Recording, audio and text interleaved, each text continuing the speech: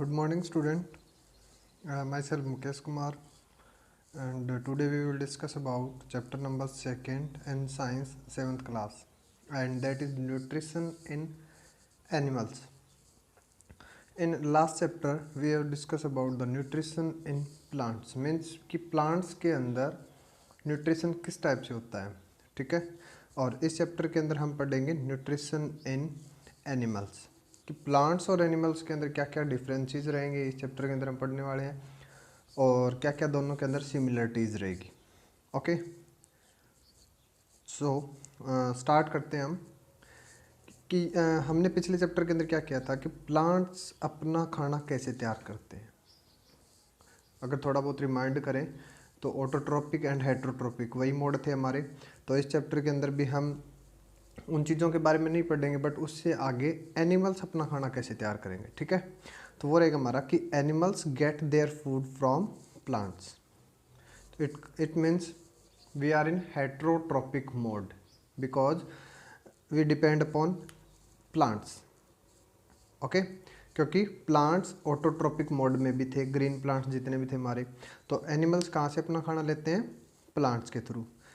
वो डायरेक्टली भी हो सकता है, जैसे हम डायरेक्ट किसी प्लांट्स का यूटिलाइज कर रहे हैं, और वो मे बी इनडायरेक्टली भी, जैसे मतलब फॉर एग्जांपल हम घर से खाना रेडी करते हैं, वो हमारा हो जाएगा इनडायरेक्टली वे में, ठीक है। हाँ, हम कहीं ना कहीं पे जो प्रोडक्ट खाने में यूज़ कर रहे हैं वो कहीं ना कहीं से प्लांट का प्रोडक्ट ही होगा। ओके, नेक्स्ट इसी टाइप से अगर मैं बात करता हूँ सम एनिमल्स, जैसे प्लांट्स के अंदर भी था, इंसेक्टिवोर्स के बारे में पढ़ा था, तो उसी टाइप से जो एनिमल्स होंगे वो भी हमारे अलग अलग टाइप के होंगे। और 6th क्लास के अंदर भी आपने ये चीज़ें ज़रूर नोटिस की होगी। For example herbivores, carnivores and omnivores. अगर मैं बात करूँ हर्बीवोर्स,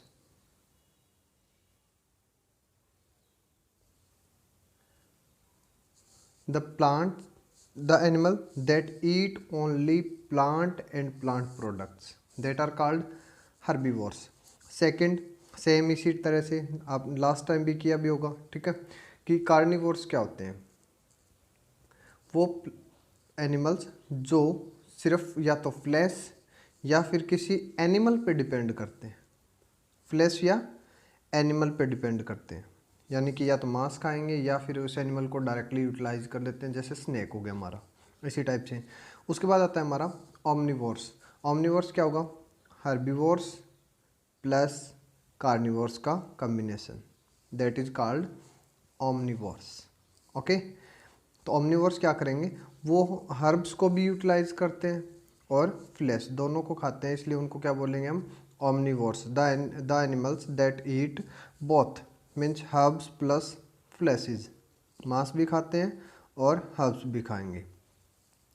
नेक्स्ट, अब अगर बात करते हैं, जैसे हमने उसके अंदर किया था फर्स्ट चैप्टर में कि मोड्स क्या क्या थे, पौधों के 2 मोड्स थे, ऑटोट्रोपिक और heterotrophic.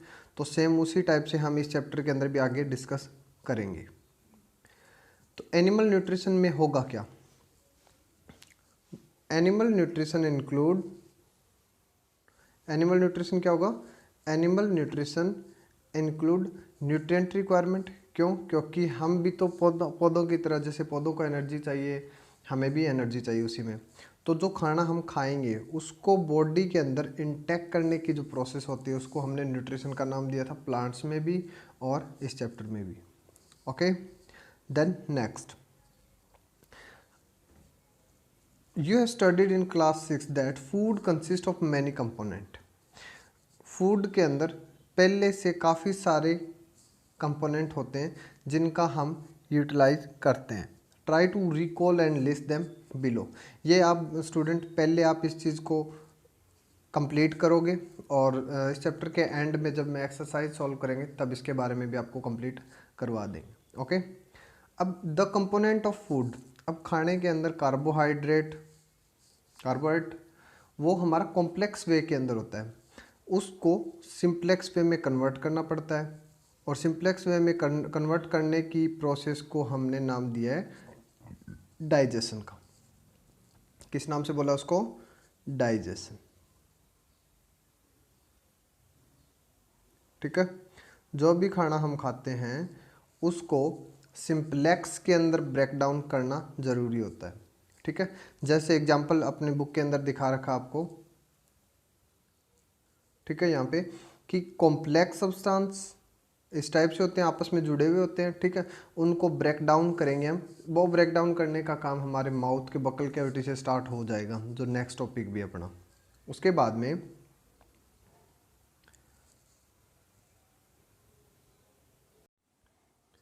Student next topic is different ways of taking food. Means खाने को हम अपनी बॉडी के अंदर कैसे यूटिलाइज करेंगे और किस वे से यूज़ करते हैं। The mode of taking food into the body varies in different organism. Means अलग अलग ऑर्गेनिज्म के अंदर अलग अलग अपना सिस्टम बना हुआ है, ठीक है। फॉर एग्जांपल जैसे बीज एंड हमिंग बर्ड, जैसे मधुमक्खियाँ अपना खाना कैसे लेंगी, उसका क्या सिस्टम होता है कि मधुमक्खी अपने डंक का यूज करेगी यहाँ पे, ठीक है। वो कोई भी जो फ्लावरिंग प्लांट है उसके अंदर जो स्वीट जूस है उसको सक करने का काम करेगी, ठीक है। इसको बोलते हैं सकिंग। मीन्स सक करना, खींचना और फिर उसका यूटिलाइज करना। नेक्स्ट अगर हम एक ह्यूमन बीइंग की बात करते हैं तो हमारा सिस्टम क्या होता है कि या तो एनिमल्स फीड ऑन मदर, यानी कि मेमल्स की बातें हो रही हैं यहाँ पे। जो जितने भी मेमल्स होते हैं वो अपने मदर के मिल्क का यूटिलाइज करेंगे, उनको बोलेंगे मेमल्स। नेक्स्ट पॉइंट, स्नेक कैसे करेंगे, जैसे वो स्वालो यानी कि डायरेक्ट निगलने का प्रोसेस करते हैं। इस टाइप से हमारा अलग अलग वे हो जाएगा, जैसे मधुमक्खियों का अलग रहता है, ठीक है, एंड ह्यूमन बीइंग और एनिमल्स का अलग हो जाएगा। और स्नेक या पाइथन की अगर बात करते हैं तो वो डायरेक्ट निगलने का काम करते हैं, निगलने की प्रोसेसेस होती हैं यहाँ पे। ओके नेक्स्ट, ऐसे ही हमारा एक यहाँ पे टेबल दे रखी है आपको कि जिसके अंदर आपको कौन सी टाइप का फूड और मोड ऑफ फीडिंग, इस टेबल को कंप्लीट करना है यहाँ पे कि किस टाइप का फूड वो यूज़ करते हैं और किस वे से करेंगे, ठीक है। जैसे हमिंग बर्ड का हमने अभी किया था, mode of food example nectar यानी कि रस का यूटिलाइज करते हो, ठीक है। और मोड ऑफ फीडिंग सकिंग, कौन सा मेथड यूज करते हो, सकिंग मेथड, ओके। इस टाइप से अगर हम ह्यूमन बीइंग के अंदर डाइजेशन प्रोसेस की बात करते हैं, मीन्स ह्यूमन बीइंग के अंदर, तो सिंपल वे यहाँ पे क्या रहेगा कि फर्स्ट ऑफ ऑल हम एक यहाँ पे जो डायग्राम दे रखा है उसको स्टडी करेंगे कि ह्यूमन बीइंग जो रहेगा वो अपना खाना किस टाइप से गेन करता है। फर्स्ट ऑफ ऑल माउथ से हम खाने की एंट्री करवाते हैं, ठीक है। माउथ से खाने की एंट्री रहेगी यहाँ पे, और माउथ के अंदर जाते ही यहाँ पर टिथ, स्लाइवा और टंग ये अपना काम करना स्टार्ट कर देते हैं। टिथ, स्लाइवा और टंग अपना काम करना स्टार्ट कर देते हैं। उसके बाद में जो भी हमने खाना खाया है वो फूड पाइप, जिसको ईसोफेगस भी बोलते हैं, फूड पाइप यानी ईसोफेगस के थ्रू वो खाना हमारा ट्रांसफ़र किया जाता है बक्कल कैविटी से स्टमक के पास, ठीक है। उसके बाद पहले सिर्फ हम इसमें बॉडी पार्ट्स की बात करेंगे, स्टमक के पास पहुंचा जाएगा और वहाँ पे लीवर और गल ब्लैडर अपना वर्किंग प्रोसेस जो भी है, जो पेनक्रियाज के साथ में मिलके स्मॉल इंटेस्टाइन के अंदर करेंगे। उसके बाद में खाना हमारा स्मॉल इंटेस्टाइन के थ्रू डाइजेशन प्रोसेस कंप्लीट होती जाएगी धीरे धीरे। वैसे डाइजेशन की प्रोसेस स्टार्ट कहाँ से होती है, डाइजेशन प्रोसेस स्टमक से। अगर स्टार्टिंग की बात करते हैं तो स्टमक से कंप्लीट हो जाती है स्मॉल इंटेस्टाइन के अंदर, और लार्ज इंटेस्टाइन के अंदर सिर्फ हम सॉल्ट एंड वाटर को रिमूव करने की प्रोसेस होती है और उसको हम इजेक्ट कर देते हैं आउट ऑफ बॉडी, ओके। तो ह्यूमन बीइंग के अंदर डाइजेशन प्रोसेस कैसे की जाएगी, इससे रिलेटेड फिर take in food through the mouth, हम खाना माउथ से लेते हैं, डाइजेस्ट करते हैं, एनर्जी को यूटिलाइज करते हैं। उसके बाद में जो भी हमारा वेस्ट मटेरियल यानी अनयूज्ड जो पार्ट रहेगा उसको हम डेफिकेट यानी इजेक्ट कर देंगे out of body, okay. Have you ever wonder what happen to the food inside our body, तो जो अभी हमने आपको बॉडी पार्ट बताए थे उसके बारे में कि जो खाना हमने खाया है वो बॉडी पार्ट के अंदर मीन्स बॉडी के अंदर उसके साथ क्या क्या होता है, ठीक है, ताकि वो कैसे कैसे डाइजेशन प्रोसेस होगी, कहाँ पर जाएगा, कौन से उसके अंदर जूस मिक्स होंगे, इस टाइप से। The food passes through a continue canal, जो अभी हमने इस डायग्राम के थ्रू पढ़ी थी कि यहाँ पे कंटिन्यू पाइपलाइन है जो बक्कल कैविटी से लेकर एनएस पे आके ख़त्म होती है, ठीक है। तो यहाँ पे क्या रहेगा, देखो बक्कल कैविटी से लेकर एनएस तक। कैनाल के टाइप पार्ट की अगर बात करते हैं तो कौन कौन से रहेंगे यहाँ पे, सबसे फर्स्ट जो अभी जस्ट आपको बताया था बक्कल कैविटी, फूड पाइप या ईसोफेगस, उसके बाद stomach, small intestine, then large intestine and rectum to last point रहेगा हमारा एनएस। और इस सारी कैनाल को हम बोलते हैं, कंप्लीट जो ये कैनाल बनेगी इसको बोलते हैं हम एलिमेंट्री कैनाल, जिसको डाइजेस्टिव ट्रैक्ट भी बोलते हैं, ठीक है। इसको हम डाइजेस्टिव ट्रैक भी बोलते हैं या फिर alimentary canal as per the diagram. इसके अलावा इस कैनाल के अलावा यहाँ पर 3 टाइप की आपकी ग्लैंड्स काम करती है, वैसे मैनी अदर भी, बट एज पर इस सेलिवरी ग्लैंड जो सलाइवा मिक्स करने का काम करती है, लीवर जो बाइल जूस का काम करेगी, फैट को डाइजेशन का काम करती है, एंड पेनक्रियाज यानी पेनक्रियाटिक जूस, ठीक है। ये यहाँ पे मेन वर्किंग रहेगी हमारी एलिमेंट्री कैनाल प्लस इन डाइजेस्टिव जूस का काम रहेगा। आगे सुनिए, अब ये जो सारा का सारा जो प्रोसेस हो गया हमारा स्टार्ट टू लेकर एंड तक का, इस सारे प्रोसेस को बोलते हैं हम डाइजेस्टिव सिस्टम। तो इस डाइजेस्टिव सिस्टम को अब हम एक्सप्लेन करते हैं। तो फर्स्ट पॉइंट हमारा रहेगा यहाँ पे the mouth and buccal cavity. तो स्टार्ट करते हैं हम mouth and buccal cavity. Mouth यहाँ पे इंजेशन प्रोसेस कंप्लीट करता है। माउथ क्या करता है यहाँ पे, इंजेशन मीन्स खाने को अंदर लेके जाने का जो प्रोसेस रहेगा यहाँ पे वो माउथ कंप्लीट करेगा हमारा, ठीक है। वी च्यू द फूड, हम खाने को चबाते हैं किसकी हेल्प से, टिथ। और अभी जैसे आपको बताया था कि बक्कल कैविटी के अंदर टिथ, टंग और सेलिवरी ग्लैंड, ये तीनों भी हमारे काम करते हैं एज पर इंजेशन प्रोसेस के साथ, ओके। यहाँ पे मैकेनिकली इनटू स्मॉल पीसेस, ये काम किसका रहेगा यहाँ पे, टिथ का। कि जैसे ही कोई खाना हमने खाया उसको स्मॉल पीसेस में ब्रेक डाउन करने का काम किसका रहेगा यहाँ पे, टिथ का। और teeth is rooted in A separate socket, जिसको हम चम्प्स बोलते हैं, यानी मसूड़ों के अंदर सेपरेटली फिक्स होते हैं। इनके अंदर अपनी अपनी काउंटिंग रहती है, इनके अलग अलग टाइप रहते हैं, ठीक है। Out teeth very in appearance and perform different function, दिखने में भी अलग अलग होंगे, मतलब सेट मिलेंगे आपको, ठीक है। जैसे हमारे 2 सेट्स होते हैं, अपर जा एंड लोअर जा, इसी टाइप से क्या रहेंगे यहाँ पे, इनका काम भी अलग अलग होगा और दिखाई देने में भी ये अलग अलग होते हैं। जैसे एक एक्टिविटी है हमारी इसके अंदर दे रखी कि अगर आप अपने माउथ के अंदर या तो किसी मिरर के अंदर चेक कर सकते हो, अगर मिरर के अंदर नहीं देखते तो हम क्या करेंगे यहाँ पे कि वॉश योर हैंड, ये एक्टिविटी भी आप कर सकते हो, अपने हाथों को धो, look into the mirror, mirror के अंदर देखो और अपने टिथ को काउंट करने का कोशिश करो। अब काउंट हम डायरेक्ट तो कर नहीं सकते, तो आप अपने इंडेक्स फिंगर का यूटिलाइज कर सकते हो, ठीक है, कि कौन कौन से टिथ को हमने टच कर लिया है, यानी कितनी काउंटिंग उसकी हो चुकी है। How many kind of teeth could you found. तो यहाँ पे जब हम अब टच करके देखेंगे तो यहाँ पे हमें हर मतलब एक सेट के बाद में थोड़ा सा चेंजेस दिखाई देगा, चेंजेस दिखाई भी देगा और हम अपने फिंगर से उसको फील भी करेंगे।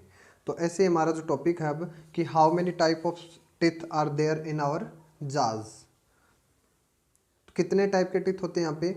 अगर हम इस डायग्राम के थ्रू बात करते हैं तो 4 type of teeth that are incisor, canines, premolar and molar. क्या रहेंगे, incisor, canines, premolar and molar. अब इंसिजर की अगर काउंटिंग की बात करते हैं तो टोटल ये हमारा सिर्फ अपर या लोअर जा को शो कर रहा है, ओके। ये हमारा सिर्फ ओनली 1 जा, सिर्फ एक जबड़े की काउंटिंग है। अगर हम इसको 2 से मल्टीप्लाई कर देते हैं तो हमारे माउथ के अंदर टोटल कितने टिथ होते हैं, कौन सी टाइप के कितनी काउंटिंग रहेगी, उसको हम कैलकुलेट करेंगे। फॉर एग्जांपल अगर मैं इंसिजर की बात करता हूँ यहाँ पे, तो इंसिजर में 1 2 3 4 ये 4 जो टिथ होते हैं ये हमारे इंसिजर को शो करते हैं, यानी 4 अपर जा के अंदर 4 लोअर के। तो इंसिजर की काउंटिंग कितनी हो जाएगी हमारी, टोटल 8। उसके बाद में इंसिजर के जस्ट बाद इनको बोलते हैं कैनाइंस, ठीक है। ये हमारे एक जा के अंदर अगर बात करें तो काउंटिंग रहती है 2, तो दोनों के अंदर क्या हो जाएंगे 4। उसके बाद आती है बात प्री मोलर की, 1 2 1 1 2, ओके, यानी एक जा के अंदर 4, तो दोनों के अंदर कितने हो गए हमारे 8। अब प्रॉब्लम ये आती है कि कुछ बच्चे जो अब इस एक्टिविटी को कर रहे हैं उनके माउथ के अंदर मोलर की काउंटिंग भी कितनी है, एक जा के अंदर आपको मिलेगी 4, बट यहाँ पर कितने दे रखे हैं आपको 6। तो इसीलिए इसमें थोड़ा सा चेंजेस आता है कि अगर आपकी उम्र, अगर आपकी एज जैसे मतलब स्टूडेंट के लेवल की अगर बात करते हैं 8th स्टैंडर्ड की, तो आपके माउथ की काउंटिंग क्या रहेगी यहाँ पे 8। But after a time period, एक टाइम के बाद में जैसे एडल्टनेस की ओर जाते हैं तो यहाँ पर आपके 4 मोलर की काउंटिंग और बढ़ जाती है, तो टोटल वो जाएंगे हमारे 12। अगर हम एक अडल्ट के माउथ की अगर बात करते हैं तो हमारे टोटल नंबर ऑफ टीथ कितने बनेंगे, इसके according total number of teeth आपके रहेंगे 32, ओके 32। अगर हम एक स्टूडेंट की बात करते हैं, जब जैसे आपकी क्लास की अगर बात करते हैं तो आपके माउथ के अंदर टीथ मिलेंगे हमें 28। तो ये हमारा रहेगा arrangement of teeth and type of teeth. अब ये टेबल आप कंप्लीट कर सकते हो, जैसे मैंने अभी आपको बताया था ना कि कटिंग के अकॉर्डिंग, कटिंग एंड बाइटिंग जिसमें इंसिजर होते हैं, यानी लोअर जा के अंदर भी कितने 4, अपर में भी 4, total 8। Piercing and tearing teeth जो कैनाइन्स को बोलते हैं, तो आपका यहाँ पे इंसिजर कैनाइन की डेफिनेशन भी साथ में हो रही है। इंसिजर की क्या होती है, the teeth that are use to cutting and biting the food part that is called incisor. The teeth that are used to pierce and tearing the food that is called canines। और canine की counting क्या रहेगी यहाँ पे, अपर में भी 2, lower में भी 2, यानी 4। उसके बाद आते हैं च्यूइंग एंड ग्राइंडिंग, इसमें आपके प्री मोलर और मोलर दोनों ही आ जाएंगे, प्री मोलर और मोलर दोनों ही। तो प्री मोलर की काउंटिंग कितनी होती है 8 और मोलर की 4, ठीक है, कितनी 8। और उसके अकॉर्डिंग अगर टोटल हम एक बात करते हैं, जैसे अभी जस्ट आपको बताया था, तो उसमें हमने क्या बताया था, इनकी अलग अलग काउंटिंग थी, और अब आपको इसको टोटल करके बताना। तो कितने हो जाएंगे, ये हमारे मोलर के होते हैं हमारे 12 और प्री मोलर के 8, यानी यहाँ पर टोटल क्या हो जाएगा हमारा 20। तो अब हम इनको टोटल करके देखते हैं तो कितना बनता है हमारा 32 आएगा आंसर, ओके। तो एक अडल्ट बीइंग की अगर बात करते हैं तो टोटल नंबर ऑफ टीथ कितने होंगे हमारे 32। नेक्स्ट, ये हमारा एक टॉपिक है यहाँ पे कि एक्टिविटी 2.3 जिसके अंदर हम बात करते हैं कि क्या हमारे माउथ के अंदर, ये एक्टिविटी हमारी कि क्या हमारे माउथ के अंदर कोई ऐसा सिस्टम है। अब सिस्टम की बात है सलाइवा की, कि क्या सलाइवा स्टार्च को शुगर में कन्वर्ट करता है या नहीं करता, ठीक है। तो इसके रिगार्डिंग ये यहाँ पे हमें एक्टिविटी दे रखी है, काफ़ी इजी एक्टिविटी रहती है ये, ठीक है। तो इसके अंदर हम क्या करते हैं, सिंपल पहले 2 टेस्ट ट्यूब लेते हैं, 2 टेस्ट ट्यूब हो जाएगी। एक टेस्ट ट्यूब के अंदर हम डालेंगे हमारे बॉईल किए हुए राइस, ए में हमारे बॉइल्ड राइस है और बी के अंदर हम क्या करेंगे, उन बॉइल्ड राइस को माउथ के अंदर डालकर उसको च्यू करेंगे, चबाएंगे। चबाने का मतलब क्या होगा, हमने उसमें सलाइवा मिक्स कर दिया, ओके, और फिर उसको टेस्ट ट्यूब बी के अंदर डाल देंगे, ओके। अब आपने लास्ट ईयर भी पढ़ा होगा, जैसे 6th क्लास के अंदर आता है कि स्टार्च की चेकिंग कैसे की जाती है, एक्टिविटी टू चेक द या टेस्ट द स्टार्च। सिंपल होता है ना, फूड आइटम के अंदर हम क्या डालेंगे, आयोडीन, आयोडीन की 2 to 3 बूंद्स डालते हैं। अगर हमारे सैंपल का यानी कि फूड आइटम का कलर ब्लू या ब्लैक हो जाता है, then we can say it has starch in it. और अगर उसका कलर ब्लू या ब्लैक नहीं होता, इसका मतलब there is no starch in our food particle, okay, तो वही सेम प्रोसेस यहाँ पे करेंगे हम। एक ड्रॉपर की हेल्प से हम उसके अंदर आयोडीन सॉल्यूशन डालते हैं, ठीक है, 2 और 3 ड्रॉप डालेंगे। अब होता क्या है कि जो सैंपल हमने बॉयल राइस के जो डायरेक्ट लिए थे उसका कलर चेंज हो जाता है ब्लू और ब्लैक कलर में, मीन्स स्टार्च प्रूव हो गया। अब जो हमने चबाने के बाद में जो सैंपल के अंदर डाला था उसका कलर चेंज नहीं हुआ इन ब्लू एंड ब्लैक। उससे क्या चीज़ प्रूव हो गया हमारा कि इसके अंदर स्टार्च नहीं है। तो वो स्टार्च गया कहाँ पर? तो ये स्टार्च है ना वो हमारा स्लाइवा, जो माउथ के अंदर जैसे हमने च्यू किया तो हमारे स्लाइवा ने उसके स्टार्च को शुगर के अंदर कन्वर्ट कर दिया, ठीक है। तो ये एक्टिविटी काफ़ी इजी है, आप स्कूल के अंदर भी कर सकते हो। ओके, नेक्स्ट ये एक्टिविटी हमारी कंप्लीट होगी। तो यहाँ से प्रूव क्या हो गया, यहाँ जो टॉपिक दे रखा ना कैसे प्रूव हुआ, तो इससे रिगार्डिंग हो जाएगा हमारा स्लाइवा ने स्टार्च को शुगर के अंदर कन्वर्ट कर दिया। ओके, नेक्स्ट रहेगा हमारा टंग का बक्कल कैविटी में क्या काम होता है। टंग का बक्कल कैविटी में क्या काम रहेगा? तो अगर हम बात करते हैं तो हमारी जो टंग है वो है कैसी, दिखाई देने में कैसी होती है, किस चीज़ से बनी हुई है, उसके regarding. Tongue is a fleshy muscular organ, flesh यानी कि मांस से बनी हुई, muscles organ attach at the back to the floor of buccal cavity. Buccal cavity की फ्लोर तक ये अटैच होती है। It is free at the front and you can move in all direction. ये आगे से फ्री होती है, इसको आप किसी भी डायरेक्शन के अंदर मूवमेंट करवा सकते हो, ठीक है। काम क्या करेगा टंग के, काम क्या क्या? फर्स्ट ऑफ ऑल बोलने में, टॉकिंग के अंदर हमारी हेल्प करती है, ठीक है। सेकंड, अब हमारे टॉपिक के अकॉर्डिंग इसका काम क्या रहेगा यहाँ पे कि ये सलाइवा को फूड के अंदर मिक्स करती है, जैसे अभी हमने जस्ट एक्टिविटी की थी। ओके, नेक्स्ट पॉइंट, ये हमें टेस्ट बताती है जो भी खाना हमने खाया है through the use of taste buds. जो टेस्ट बर्ड होते हैं उनकी हेल्प से ये हमें। हाँ जी student, sweets and tooth decay, next topic हमारा कि स्वीट्स और टूथ डिके। डिके का मतलब यहाँ पे रहेगा खराब हो जाना या सडन। Okay, normally bacteria are present in our mouth. Bacteria हमारे माउथ के अंदर होते हैं but they are not harmful, वो नुकसान नहीं करते हमारे माउथ से रिलेटेड कोई भी प्रॉब्लम नहीं। If we do not clean our teeth and mouth after eating, but problem कब स्टार्ट होती है कि अगर हम अपने खाना खाने के जस्ट बाद अगर हम अपने माउथ को क्लीन नहीं करते, टिथ को प्रॉपरली क्लीन नहीं करते, तो वहाँ पर जो हार्मफुल बैक्टीरिया है वो भी तो बनना स्टार्ट हो सकते हैं भी, ठीक है।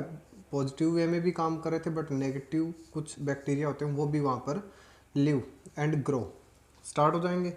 These bacteria break down the sugar into acids. अब जो भी हमने खाना खाया है उसके अंदर जो शुगर होगा उसको फूड एंड रिलीज एसिड, और यही एसिड क्या करते हैं हमारे नुकसान करने का काम करेंगे, डैमेज द टिथ। जैसे डायग्राम के अंदर दिखा रखा ना आपको, सबसे पहले यहाँ पे फूड पार्टिकल होंगे, ये धीरे धीरे यहाँ पे पोर्शन खराब होना स्टार्ट हो गया और ये damaged. Therefore one should clean the teeth. तो हम बच कैसे सकते हैं? तो बचने के लिए हमारे क्या सिस्टम रहेगा, जो भी नॉर्मली हमारा जी जो भी खाने पीने का जो आइटम रहेगा वो हमारे टूथ के अंदर रहे ना। बस लास्ट हमारा पॉइंट ये रहता है कि अगर हम खाना खाने के जस्ट बाद अपने खाने को साफ़ कर देंगे तो वहाँ पे आपको कोई प्रॉब्लम नहीं होगी। Means clean the teeth with brush और दातुन।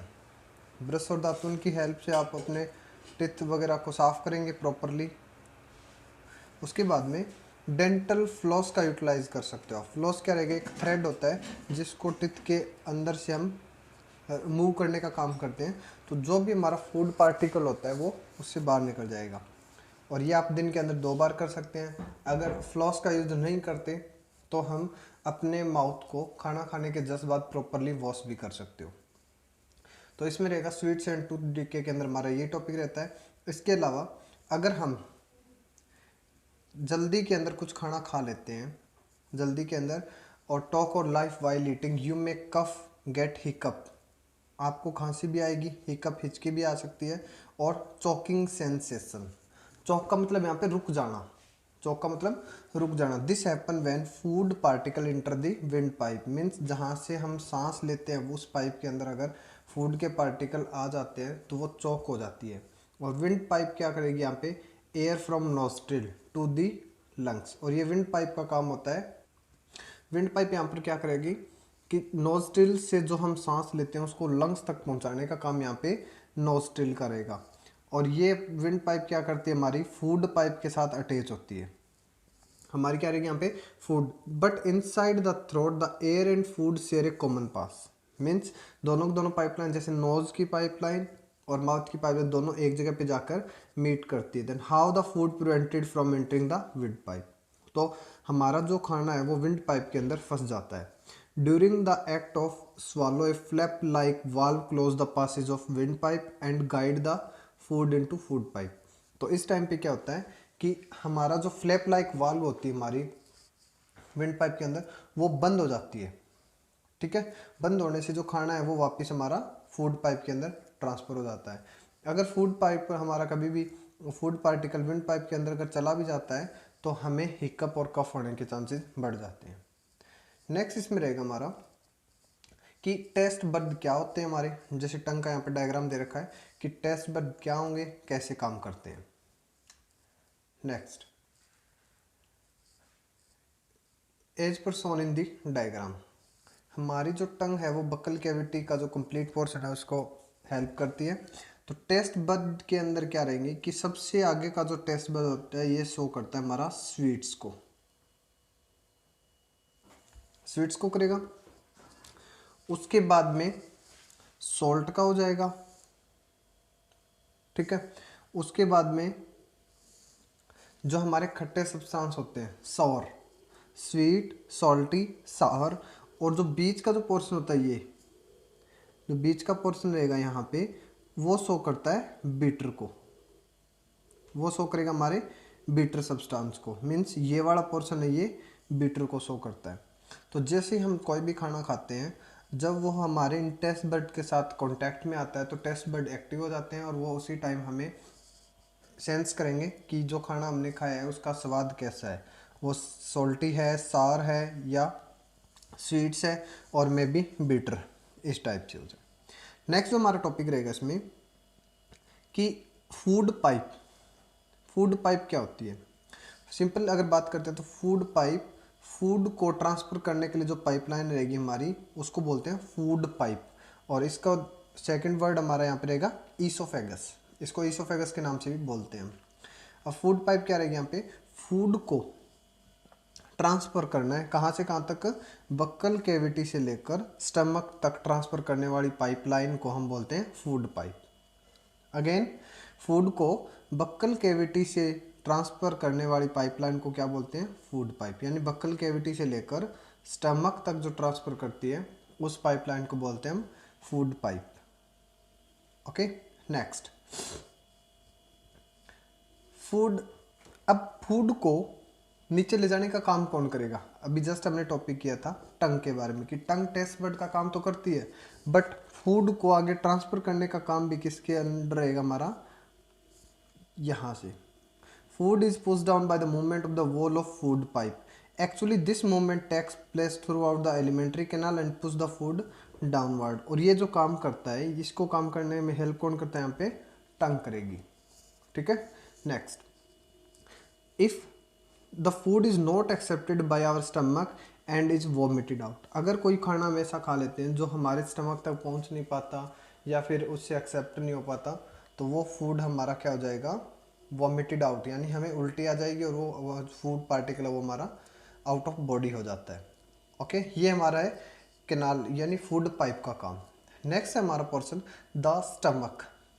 स्टमक क्या रहेगा, स्टमक सिंपल सी अगर बात करें तो एक ब्लेडर लाइक स्ट्रक्चर होता है। ये ब्लेडर यानी खाने को स्टोर करता है और ब्लेडर की तरह काम कैसे करता है कि मान लो ब्लेडर का शेप ऐसा है और जैसे इसके अंदर फूड अंदर जाता है तो ये अपने आप की शेप को बड़ा भी कर लेता है।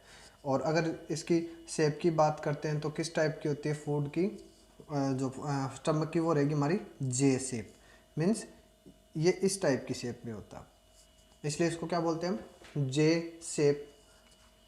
ओके, नेक्स्ट ये थिक वॉल बैग की तरह, बैग का काम यहाँ पे क्या रहेगा, खाने को स्टोर करने का काम करता है। ये जो भी हमारा फूड पाइप जो खाना आएगा बकल कैविटी से फूड पाइप से स्टमक, और इसका स्टमक हमारा ओपनिंग पोर्शन रहेगा, और स्टमक के बाद ये कहाँ पर एंड होता है हमारा, स्मॉल इंटेस्टाइन के अंदर। तो सेकंड पॉइंट हमारा कहाँ पे चला जाएगा, स्मॉल इंटेस्टाइन। अब स्टमक का काम क्या रहेगा यहाँ पे, कि स्टमक के अंदर और क्या क्या पोर्शन होते हैं जो हमारी हेल्प करते हैं।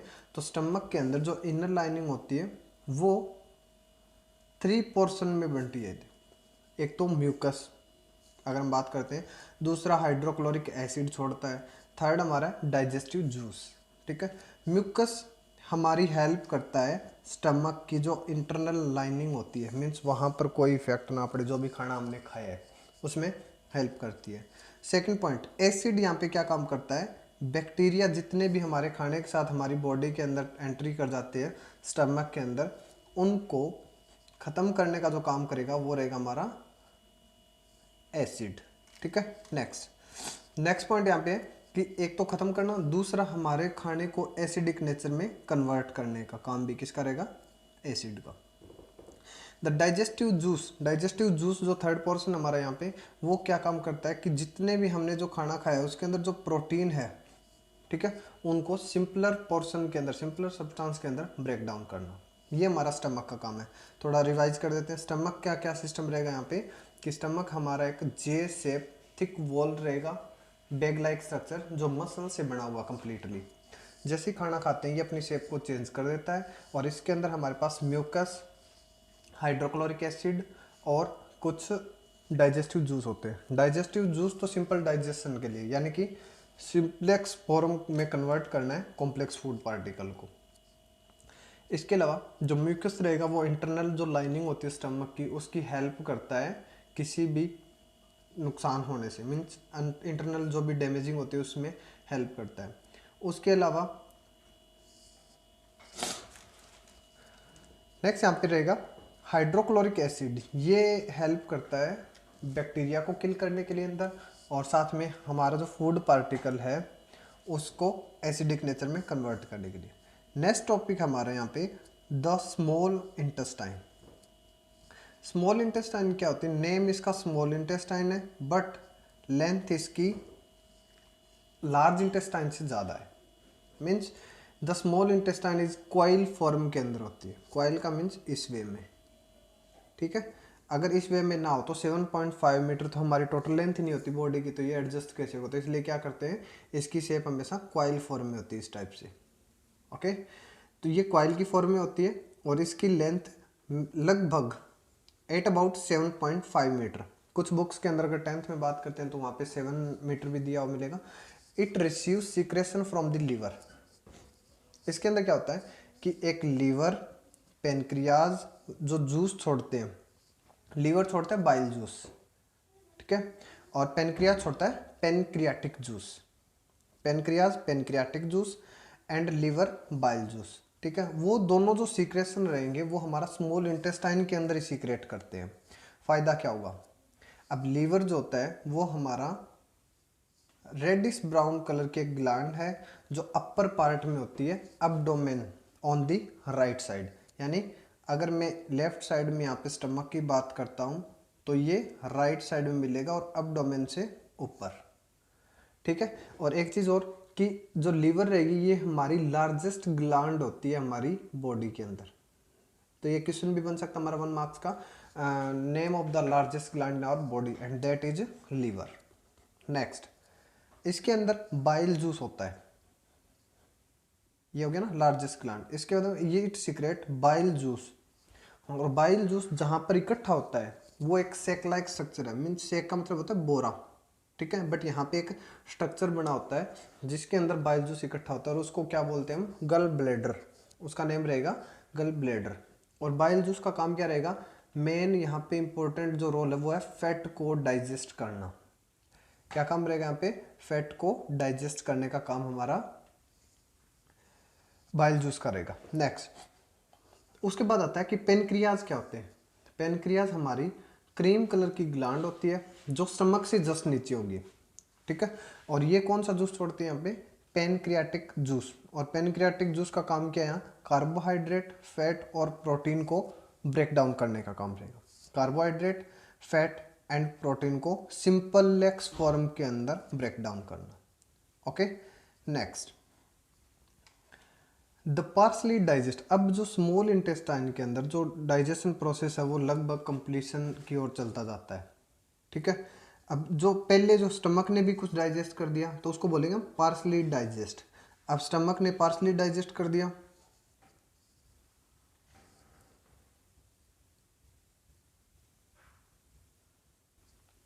The partially digest food now reach the lower part of small intestine. यानी कि स्टमक ने जो डाइजेस्ट किया था वो पार्सली था, मतलब कंप्लीट डाइजेशन अभी तक हुआ नहीं है, वो स्मॉल इंटेस्टाइन के पास आ जाता है। और स्मॉल इंटेस्टाइन के अंदर इंटेस्टाइनल जूस होता है जो डाइजेशन को कंप्लीट करने का यहाँ पे काम करेगा। Intestinal juice complete the digestion of component of food.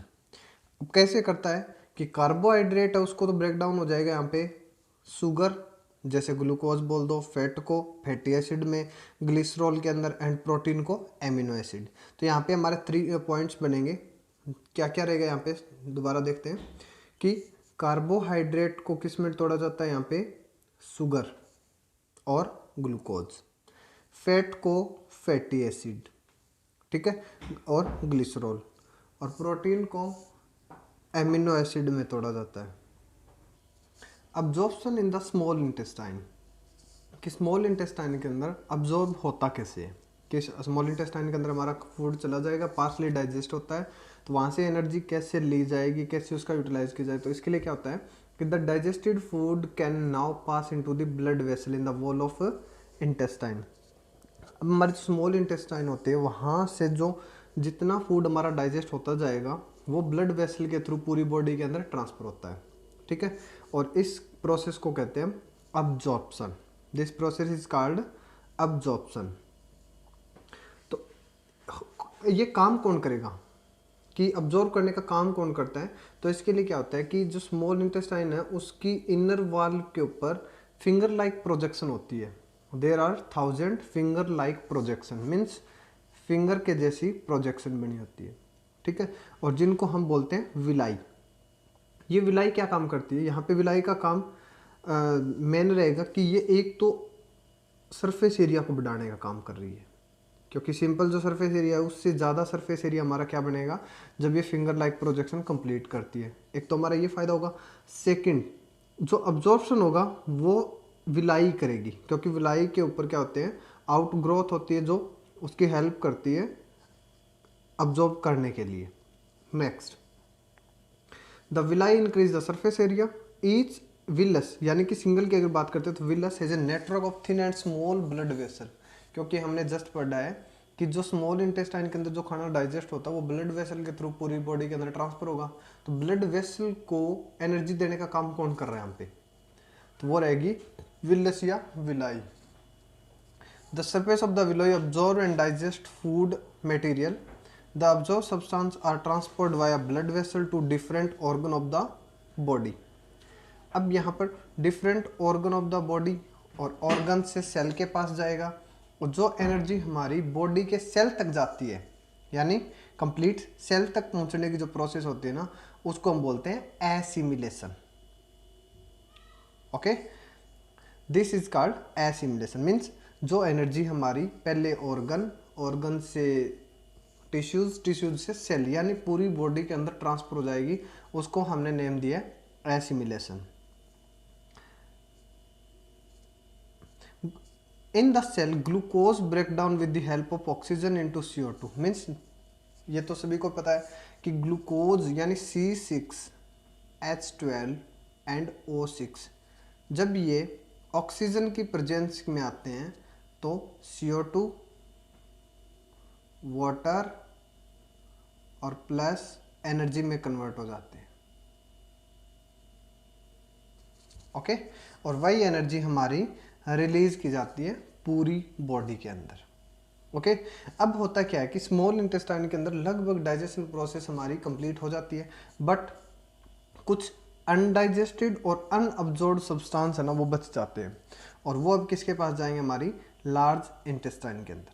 तो लार्ज इंटेस्टाइन की अगर बात करते हैं तो डेफिनेशन कि लार्ज इंटेस्टाइन क्या होती है हमारी, एक 1.5 मीटर लेंथ वाइडर होगी, जो हमारी स्मॉल इंटेस्टाइन के कंपैरिजन में वाइडर यानी कि मोटी होगी वो, ठीक है। और लेंथ कितनी होती है इसकी 1.5।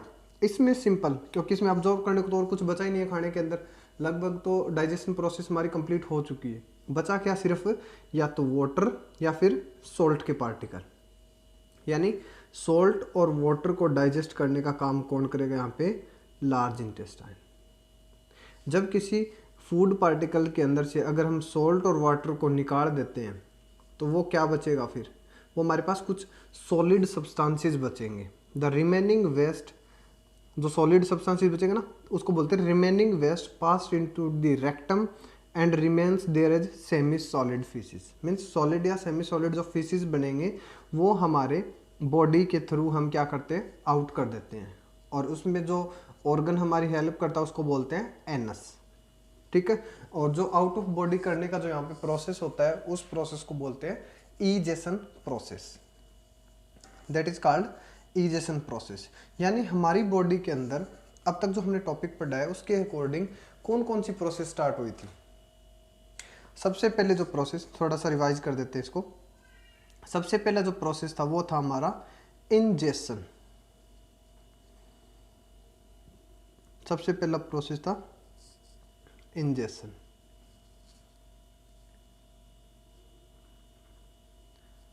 ठीक है। That is called intake of food, यानी जो भी हमने खाना खाया है उसको इनटेक करना, बॉडी के अंदर लेके आना। जो काम किसने किया था, बक्कल कैविटी ने, बक्कल कैविटी ने किया ये काम। सेकंड, अब बक्कल कैविटी से जो भी खाना था हमारा, जो फूड पार्टिकल हमने खाया है वो कहाँ पे जाएगा, अब स्टमक के अंदर। तो स्टमक के अंदर दूसरी प्रोसेस स्टार्ट होती है और उसको बोलेंगे हम डाइजेशन, उसको बोलेंगे हम डाइजेशन। स्टमक के अंदर डाइजेशन प्रोसेस स्टार्ट हो चुकी है, यानी पार्शली जो डाइजेशन होता है वो स्टमक के अंदर रहेगा। उसके बाद में डाइजेशन के बाद में अब स्मॉल इंटेस्टाइन के अंदर खाना चला गया, हमारा फूड पार्टिकल थे, वही वहाँ पर विलाई ने क्या काम किया, अब्जॉर्ब करने का काम किया। तो नेक्स्ट प्रोसेस आ जाएगी अब्जॉर्प्शन, अब्जॉर्प्शन। उसके बाद में अब्जॉर्ब करने के बाद में विलस ने क्या किया, ब्लड वेसल को वो एनर्जी सेंड कर दी। अब विलस ने जो एनर्जी सेंड की है वो ब्लड वेसल के थ्रू होते होते कहाँ पे चले जाएगी, पूरी बॉडी के अंदर ट्रांसफर हो जाएगी। इस प्रोसेस को हमने नाम दिया था एसिमिलेशन, एसिमिलेशन। नेक्स्ट, अब लार्ज इंटेस्टाइन में पहुंच गए हम। लार्ज इंटेस्टाइन के अंदर जो भी खाने का पार्टिकल, जो अनडाइजेस्टेड फूड पार्टिकल थे, उसमें से सोल्ट एंड वाटर हमारा बाहर निकल चुका था, ठीक है। और बाकी जो वेस्ट बचा उसको हमने आउट ऑफ बॉडी किया, जिसको प्रोसेस को नाम दिया हमने ईजेशन। तो ये हमारी टोटल प्रोसेसेस हो गई डाइजेशन ऑफ फूड की, यानी कि टोटल क्या क्या प्रोसेस चलती है हमारी जब हम कोई भी खाना इन करते हैं। क्या क्या रही थी हमारी, फर्स्ट था यहाँ पे ingestion, second digestion, third absorption, fourth assimilation and next ईजेशन। तो ये सारी अगर प्रोसेस कंप्लीट होती तब हमारा फूड आइटम से हमने एनर्जी गेन की है। ये तो थी हमारी ह्यूमन बीइंग की बातें कि ह्यूमन बीइंग के अंदर डाइजेशन प्रोसेस कैसे होती है। उसके बाद है कि डाइजेशन, ग्रास ईटिंग जो एनिमल्स रहेंगे उनमें डाइजेशन प्रोसेस कैसे होगी। अब होता क्या है कि डाइजेशन प्रोसेस लगभग अगर हम बात करते हैं तो लगभग क्या रहता है, सेम रहता है। बट जो ग्रास ईटिंग एनिमल्स की अगर बात करते हैं तो उनमें थोड़ा सा चेंजेस आ जाता है। उनके अंदर चेंजेस क्या रहेगा कि जो काऊ, बफेलो या फिर ग्रास ईटिंग अदर में एनिमल होते हैं उनके अंदर जो बक्कल कैविटी का काम है, क्योंकि हमने डाइजेशन स्टार्ट किया था जैसे ही हमारा फूड स्टमक के अंदर पहुंच जाता है, ठीक है। बट इनमें क्या करते हैं कि पहले ये क्विकली स्वालो, मीन्स खाना जो भी है उसको निगलने का काम करते हैं। पहले सारा खाना अपना निकाल लेंगे, उसके बाद में उसको अपने स्टमक के अंदर एक पार्ट होता है इनके रूमन, रूमन नेम का पार्ट रहेगा, जैसे डायग्राम के अंदर दिखाते हैं। रूमन के अंदर ये खाना हमारा स्टोर हो जाता है एनिमल्स के अंदर, ओके। अब रूमन के अंदर क्या रहेंगे कि रूमन के अंदर स्मॉल लंप क्रिएट होंगे, लंप का मतलब यहाँ पे रहेंगे गोलिकाएं। लंप का मतलब क्या है? गोलिकाएं, यानी कि छोटे छोटे लंप्स बन जाते हैं। डाइजेशन तो स्टार्ट हो जाता है यहाँ पे, बट वो जो लंप्स रहेंगे उन लंप को एज पर रिक्वायरमेंट वापस माउथ के अंदर लाया जाता है और इसके बाद में चिविंग प्रोसेस की जाती है। अब एनिमल्स के अंदर क्या चेंजेस आ गया कि रूमन होने के कारण रूमन में पहले खाना स्टोर किया जाता है, फिर रूमन से वापस कड की फॉर्म में, कड की फॉर्म CUD कड की फॉर्म में खाने को वापस माउथ के अंदर लेके आना पड़ता है और उसके बाद वहाँ से चिविंग प्रोसेस की जाएगी। आगे प्रोसेस हमारी सेम रहती है। तो अब हम इसके बारे में डिस्कस करते हैं टॉपिक को। अब होता क्या देखो कि एनिमल्स के अंदर रूमन्स हो गया, यहाँ पर food, here the food partially digest, यानी कि वही हमारा जो स्टमक का काम था पार्सली डाइजेस्ट करना, वैसे एनिमल्स के अंदर भी पार्सली डाइजेशन का काम स्टार्ट हो चुका है। और पार्सली डाइजेस्ट को बोलते हैं हम, यहाँ पे जो पोर्शन बनेगा उसको बोलेंगे कड, यानी कड में वो चेंज हो गया। But later the cud return to the mouth in small lumps, मैंने बताया ना कि छोटी छोटी गोलियों की फॉर्म में ये वापस माउथ के अंदर जाता है और वहाँ पर प्रोसेस क्या होती है? Chewing. This process is called rumination, यानी रूमन से खाने को वापस माउथ में लेके आना और वहाँ पर उसको चीविंग करने की जो प्रोसेस होती है उसको बोलते हैं रूमिनेशन। और वो एनिमल जो रूमिनेशन प्रोसेस करते हैं उनको बोलते हैं रूमिनेंट्स। जो एनिमल जो रूमिनेशन प्रोसेस कंप्लीट करते हैं उनको बोलते हैं रूमिनेंट्स। Okay, next.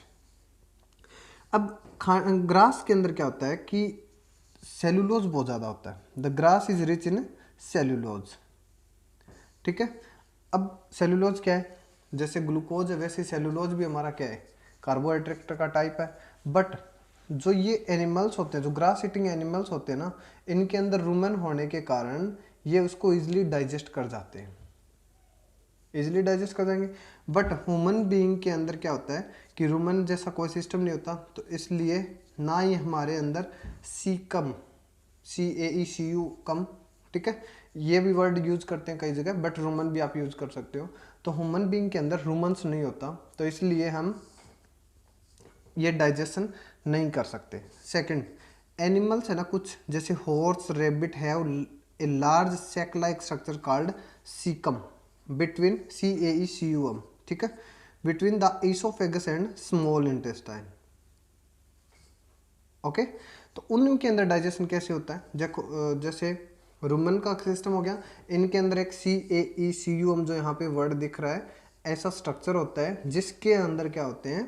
कुछ बैक्टीरियाज होते हैं, ठीक है, वो बैक्टीरिया इनकी हेल्प करते हैं डाइजेशन के अंदर। अब दोनों प्रोसेस अलग अलग होगी। कुछ एनिमल्स के अंदर तो रूमेंस की हेल्प से डाइजेशन हो गया, कुछ एनिमल्स के अंदर जो ये सैक लाइक स्ट्रक्चर होता है ना, CAECUM जो वर्ड लिखा हुआ है, वो भी उनकी हेल्प करता है। बट ह्यूमन बीइंग के अंदर ऐसा दोनों ही सिस्टम हमारे पास नहीं होते, तो इसलिए हम सेलुलोज को डाइजेस्ट नहीं कर सकते, ठीक है। नेक्स्ट पॉइंट है, so far you have learnt about animals which possess the digestive system but there are many small organisms which do not have mouth। अब ये तो बातें थी हमारी एनिमल्स जिनको हम डेली रूटीन में भी देखते हैं, बट ऐसे कुछ एक एनिमल्स और भी होते हैं जो इतने ज़्यादा छोटे हैं, स्मॉल ऑर्गेनिज्म है, उनमें माउथ मतलब एक परफेक्ट स्ट्रक्चर नहीं होता उनका, तो वो अपना खाना कैसे डाइजेस्ट करेंगे? जिनमें परफेक्ट स्ट्रक्चर ही नहीं है, वो अपना डाइजेस्ट कैसे करेंगे सिस्टम? तो इससे रिलेटेड हमारा टॉपिक आगे feeding and digestion in amoeba, कि अगर हम अमीबा की बात करते हैं तो अमीबा अपना खाना कैसे डाइजेस्ट करेगा, ठीक है। तो अमीबा पहले तो है क्या? अमीबा इज ए माइक्रोस्कोपिक, यानी कि इतना छोटा है कि जिसको माइक्रोस्कोप से देख सकते हैं, सिंगल सेल से बना हुआ है। हम multi cellular, animals multi cellular, but यहाँ पे हम बात करें सिंगल सेल अमीबा की, ठीक है। कहाँ पे पाया जाता है? वाटर वाली जगह पे, चाहे पॉन्ड वाटर हो। अमीबा के अंदर क्या होता है?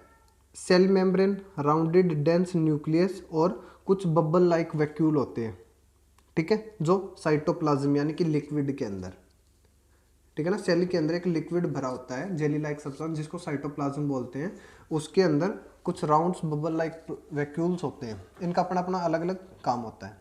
नेक्स्ट,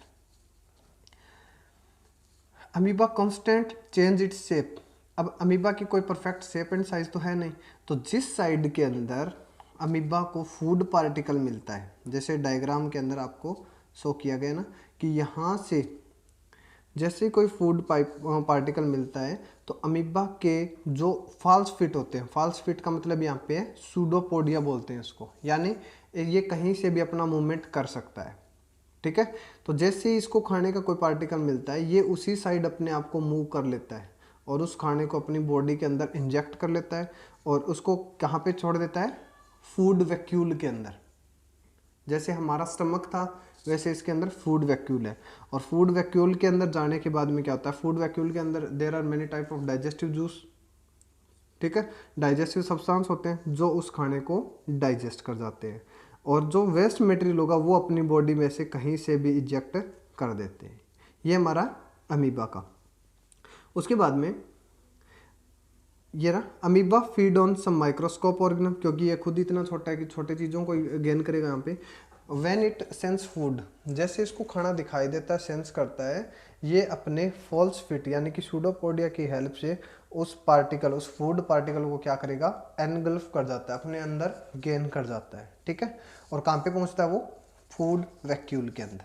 ठीक है, और फूड वैक्यूल के अंदर क्या होते हैं, डाइजेस्टिव जूस होते हैं जो उस फूड के ऊपर काम करेंगे, उसको ब्रेक डाउन करेंगे, ब्रेक डाउन करने के बाद में उसमें से एनर्जी जो भी हमारी है उसको अब्जॉर्ब कर लिया जाता है।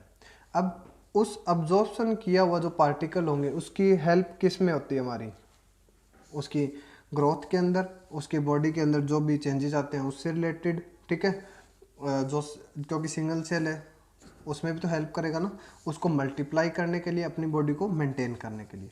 अब जो वेस्ट मटेरियल बच जाता है, जैसे ह्यूमन बीइंग के अंदर, प्लांट्स के अंदर, एनिमल के अंदर, वो सेम वैसे ही क्या करता है, ये एक्सपेल यानी कि इजेस्ट कर देता है आउट ऑफ बॉडी। ठीक है, the basic process of digestion of food and release of energy is the same in all animal. ये मैंने आपको बताया कि लगभग जो हमारी जो प्रोसेस होते हैं ना वो सेम मिलेगी। ठीक है, बाकी हम नेक्स्ट चैप्टर जैसे ट्रांसपोर्टेशन वगैरह आएगा उसके अंदर भी देखेंगे भी कैसे एनर्जी हमारी ट्रांसफर की जाती है one part to other part. Okay, so आपका सेकंड चैप्टर यहाँ तक कंप्लीट हो गया रीडिंग, और नेक्स्ट जो वीडियो रहेगी उसके अंदर हम इसकी एक्सरसाइज एंड कीवर्ड्स या ओनली एक्सरसाइज, ठीक है, इनको सॉल्व करेंगे। Okay, thank you student.